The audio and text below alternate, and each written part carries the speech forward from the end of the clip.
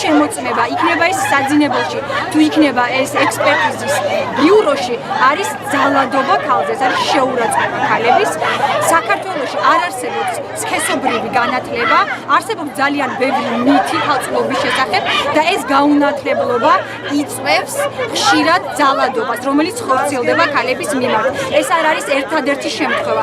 ასეთი შემთხვევა საქართველოში არის ძალიან ბევრი და დროა ამაზე ხმა მოიყოს საზოგადოებამ და სახელმწიფომ და დაიცვას დაზარალებული სათანადოდ, რომელიც მუდმივად არის დღემდე ძალადობის მსხვერპლი და შეურაცხყოფის მსხვერპლი მოძალადე ოჯახის მიერ. ეს არის არნახული ძალადობა, მე არ მგონია რომ ეს არის ერთადერთი შემთხვევა საქართველოში პირიქით. სწორედ ამიტომ გადაწყვიტა ქალთა მოძრაობამ სოლიდარობა გამოუცხადეს მარიამს. ჩვენ სრულ მხარდაჭერას ვუცხადებთ მარიამს, რადგან შევძლოთ პრევენცია მოვახდინოთ იმის, რაც ხდება საქართველოში, როდესაც ძალადობენ ქალზე, უნდა დაკონტროლონ ის, როდესაც უმოწმებენ ის ქალიშვილია თუ არა, როდესაც მისი არჯერად და არნახულ შეურაცხყოფას აყენებენ ყოველ ფეტის ნაბიჯზე და მე ვფიქრობ, რომ ეს არის მხოლოდ და მხოლოდ გაუნათლებლობის ბრალი და თუ კი ადამიანებს, განსაკუთრებით ქალებს და კაცებს სკოლის ასაკში მოამზადებენ სექსუალური განათლებისთვის, ამ ტიპის პრობლემები ნაკლები იქნება დღევანდელ.